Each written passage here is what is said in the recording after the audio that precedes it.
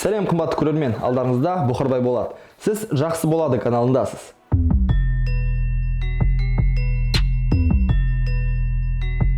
Бүгін карантин мен төтенше жағдайға байланысты выпуск шығу керек еді. Бірақ Джакишев бостандыққа шығып, Тоқаев кетеді деген сыбыс пайда болып, қысқаша айтқанда, бұл жаңалықтарды назарынан тыс қалдыра алмадым.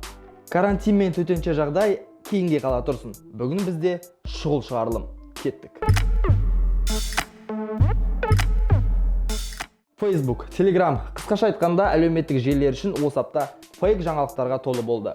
Оған себеп Қасым-Жомарт Тоқаев президент лауазымынан кетеді деген сыбыс. Халықтың ішінде Тоқаев кетіп, орнына Назарбаев келеді деген сыбыстар тарағаны былай тұрсын.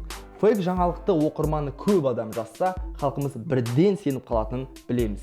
Оған дәлел Холла News жаңалық порталының бас редакторы Гүлнар Башкенованың Facebook'тағы маған біреулер Тоқаев президент лауазымын босатып, ертең жария етеді, ыңғайлы уақыт қолданыпты деген жазбасы. Жалпы Холла News'тың беделін біраз түсіріп тастағаны рас. Онсыз да қорқып жүрген халық үшін Гүлнар Башкенованың публикациясы халықтың арасына іріткі салумен тең. Оған қоса басты қазақстандық инсайдер, палшы, көріпкел Ербол Едилов та бар. Өзінің Telegram каналындағы инсайттар мен оқырмандар назарын аудара білген Ерболдың посттары инсайт немесе болжам емес, тікелей поручение, яғни бұйрық па деп қаламыз. Себебі Едилов онлайн Telegram каналында шыққан біздің ақпаратымызға сәйкес пәленше Түгеншеев деген әкім орнынан кеткелі жатыр деген пост 2-3 күннен кейін шындық болып шыға келеді. Сонымен Едилов Telegram каналында жасалған опростың нәтижесі бойынша дауыс бергендердің 88%-ы Тоқаевты қолдайды екен.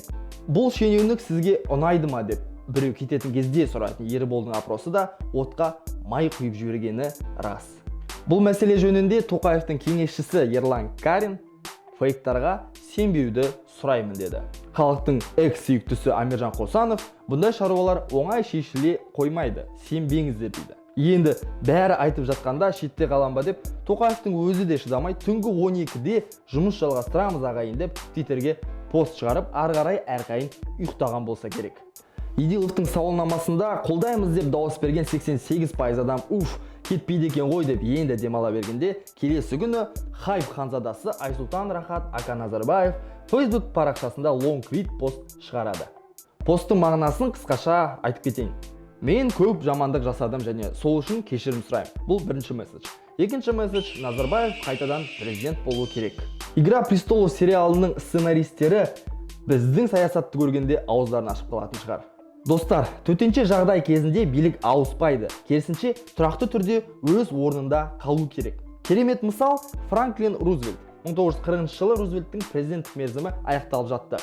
Ал Джордж Вашингтоннан қалыптасып қалған дәстүр бойынша президенттер 3-ші мерзімге қалмайтын болған. Бірақ 1939 жылдың қыркүйегінен Екінші дүниежүзілік соғыс басталғалы нәтижесінде 1945 жылға дейін 3-ші және 4-ші мерзімде де президент болған Рузвельт Америка үшін әлемдік экономикалық кризис пен Екінші дүниежүзілік соғыс кезінде президент болған мықты саясаткер ретінде есте қалды.